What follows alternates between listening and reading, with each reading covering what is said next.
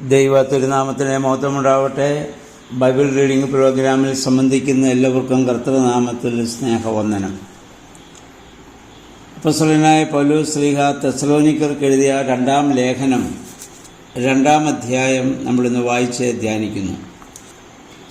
ഈ 2-ാം അധ്യായത്തിലും കർത്താവിൻ്റെ രണ്ടാമത്തെ ആ വരവിനെക്കുറിച്ചുള്ള നാളിനെക്കുറിച്ച് തന്നെയാണ് പൗലോസ് ശ്ലീഹ ഇവിടെ പറയുന്നത്. കർത്താവിൻ്റെ നാളും ക്രിസ്തുവിൻ്റെ മടങ്ങിവരവും രണ്ടാണെന്ന് പഠിപ്പിക്കുന്ന ചില ആളുകളുണ്ട്.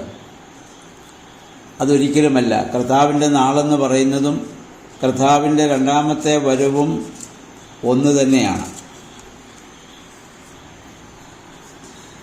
അത് എങ്ങനെ സംഭവിക്കും? അതിനു മുൻപ് ഒരു വേദന, പീഡകളുണ്ടാകുമെന്ന് 1-ാം അധ്യായത്തിൽ അദ്ദേഹം പറഞ്ഞത് നമ്മൾ കേട്ടു. ഇത് മത്തായിയുടെ സുവിശേഷം 24-ാം അധ്യായത്തിലും കർത്താവ് ഇതിനു മുൻപ് പറഞ്ഞിട്ടുണ്ട്. ഇതിനു മുൻപ് കഴിഞ്ഞ അധ്യായം നമ്മൾ കേട്ടു, ഗർഭിണിയായ ഒരു സ്ത്രീ അനുഭവിക്കുന്ന പ്രസവ വേദന പോലെ എന്ന് വിചാരിച്ച് ഒരു ഗർഭിണിയായ സ്ത്രീ അവൾ പ്രസവവേദനയെ കാത്തിരിക്കുകയാണോ എന്ന് ചോദിച്ചാൽ അവൾ പറയുമല്ല, ഞാൻ എൻ്റെ കുഞ്ഞിൻ്റെ ജനനമാണ് കാത്തിരിക്കുന്നത്. തീർച്ചയായും ആ കുഞ്ഞ് ജനിക്കുമ്പോൾ വേദന ഉണ്ടാകുമെന്ന് അവൾക്കറിയാം. എന്നാൽ അവൾ പ്രതീക്ഷിക്കുന്നത് അതിനെയല്ല, ആഗ്രഹിക്കുന്ന അതിനെയല്ല, തൻ്റെ കുഞ്ഞിനെയാണ്. ആയതുപോലെ പീഡകളും കഷ്ടങ്ങളും വന്നാലും ഒരു വിശ്വാസിയുടെ പ്രതീക്ഷ മുഴുവനും, ആഗ്രഹം മുഴുവനും കർത്താവിൻ്റെ ആ വരവിന് വേണ്ടിയിട്ടാണ്. ആ മഹാപീഡനത്തിൻ്റെ കാലയളവിൽ എതിർ ക്രിസ്തു ദേവാലയത്തിൽ അവൻ ദൈവത്തെ പോലെ ഇരിക്കും. ആളുകൾ അവനെ നമസ്കരിക്കുവാൻ വേണ്ടി അവനെ നിർബന്ധിക്കും. എതിർ ക്രിസ്തുവിൻ്റെ ആത്മാവ് ഇപ്പോൾ തന്നെ ലോകത്തിലുണ്ടെന്ന് യോഹന്നാൻ അപ്പോസ്തലൻ തൻ്റെ ലേഖനങ്ങളിലൂടെ നമ്മോട് പറയുന്നുണ്ട്. ഇപ്പോൾ തന്നെ നമുക്കറിയാം, ചില ആളുകൾ സഭയിൽ ദൈവരൂപത്തിലിരുന്നു കൊണ്ട് കാര്യങ്ങൾ നടത്തുന്നുണ്ട്. അങ്ങനെ ദൈവരൂപത്തിലിരുന്നു കൊണ്ട് ഭരണം നടത്തുന്ന എതിർ ക്രിസ്തുവിൻ്റെ സ്വഭാവത്തെയാണ് അധർമ്മത്തിൻ്റെ മർമ്മം എന്ന് വിളിക്കുന്നത്. അത് അന്ത്യനാളിൽ അതൊക്കെ സംഭവിക്കേണ്ടതാണ്. അധർമ്മത്തിനും ഒരു മർമ്മമുണ്ട്, ദൈവഭക്തിക്കൊരു മർമ്മമുള്ളതുപോലെ. ദൈവഭക്തിയുടെ മർമ്മം എന്താണെന്ന് ചോദിച്ചാൽ ക്രിസ്തു ജഡത്തിൽ വെളിപ്പെട്ടു എന്നുള്ളതാണ്. അതൊന്ന് തീമോഥെയോസ് 3:6 നമ്മൾ ഇനി ചെല്ലുമ്പോൾ വായിക്കും. അതാണ് ദൈവഭക്തിയുടെ മർമ്മം എന്ന് പറയുന്നത്. അതുപോലെ തന്നെ പൈശാചിക ശക്തിക്കും ഒരു മർമ്മമുണ്ട്. അത് സാത്താൻ ഓരോ മനുഷ്യനിലും പ്രവേശിച്ച് അവനിലൂടെ തെറ്റായ ഉപദേശങ്ങളും ജീവിത രീതികളും അവിശ്വാസവും കൊണ്ടുവന്ന് സ്വാധീനിച്ച് സത്യവിശ്വാസമുള്ളവരെ പീഡിപ്പിക്കുകയും തെറ്റിദ്ധരിപ്പിക്കുകയും ചെയ്യുമെന്നുള്ളതാണ്.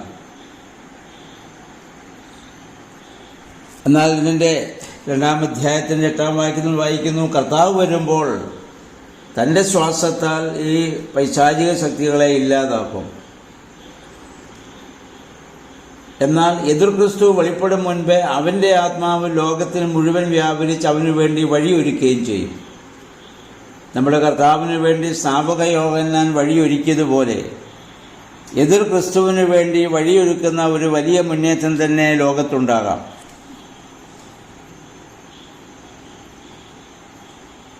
ആ ആത്മാവ് വെളിപ്പെടുന്നത് ദുഷ്ടതയുടെയും സാത്താന്യ ശക്തിയുടെയും ദേഹീപരമായ ശക്തിയുടെയും വ്യാജമായ അത്ഭുതങ്ങളുടെയും അടയാളങ്ങളുടെയും അകമ്പടിയോടുകൂടെ തന്നെയാണ്.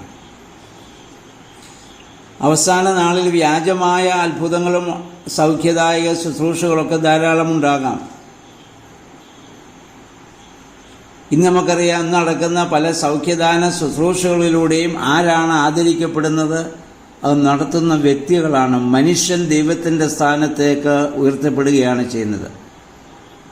അതിൻ്റെ പേരിൽ സാധുക്കളായ ആളുകളെ പിഴിഞ്ഞ് ധാരാളം പണം ഓരോരുത്തരും ഉണ്ടാക്കിക്കൊണ്ടിരിക്കുകയാണ്.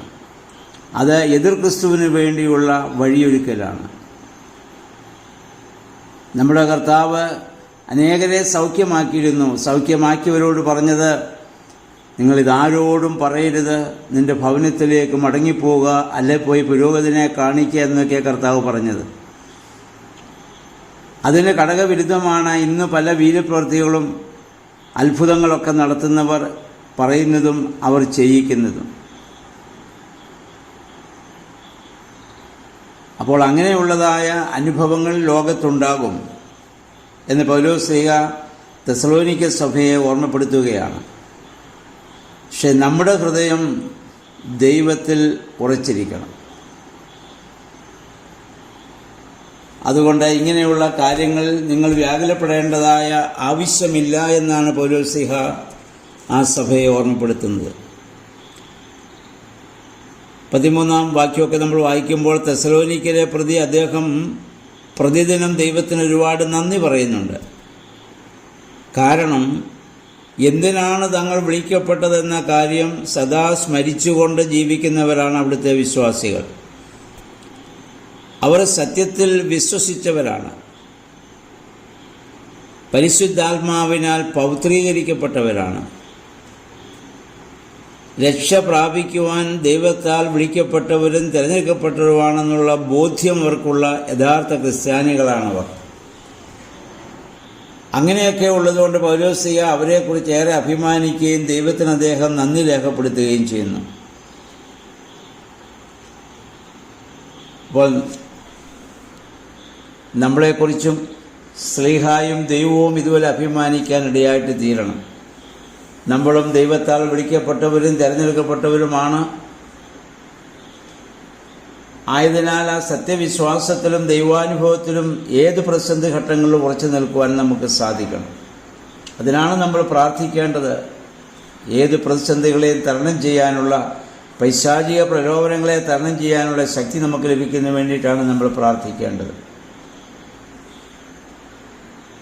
അപ്പോൾ 2-ാം അധ്യായം കർത്താവിൻ്റെ ഈ തെസ്സലോനിക്ക ലേഖനത്തിൽ അതൊരു 3-ാം അധ്യായം മുതൽ 1-ാം ലേഖനത്തിൽ 3-ാം അധ്യായം മുതലൊക്കെ നമ്മൾ കാണുന്നത് കർത്താവിൻ്റെ 2-ാമത്തെ വരവിനെക്കുറിച്ചും ആ സമയത്ത് വാങ്ങിപ്പോയവരുടെ അവസ്ഥകളെക്കുറിച്ചും കർത്താവിൻ്റെ വരവിന് അതിന് മുമ്പ് സംഭവിക്കേണ്ട കാര്യങ്ങളെക്കുറിച്ചൊക്കെയാണ് കൂടുതലും പൗലോസ്ലീഹ ഇവിടെ ഓർമ്മപ്പെടുത്തുന്നത്.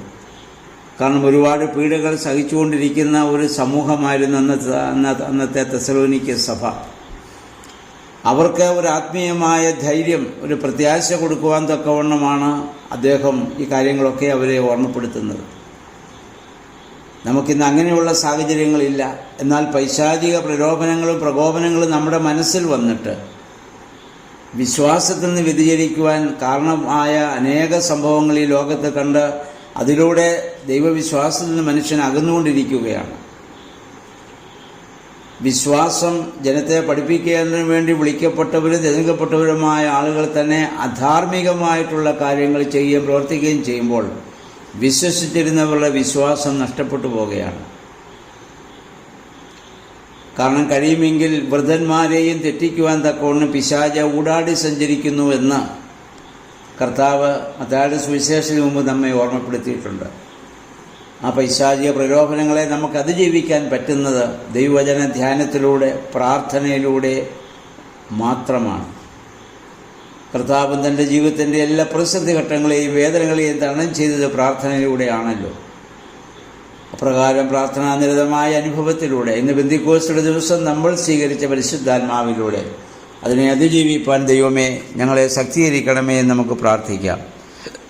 എല്ലാവർക്കും നല്ല ഒരു ശുഭദിനം ആശംസിക്കുന്നു. ദൈവനാമം മാത്രം മഹത്വപ്പെടുവാൻ ഇടയാവട്ടെ.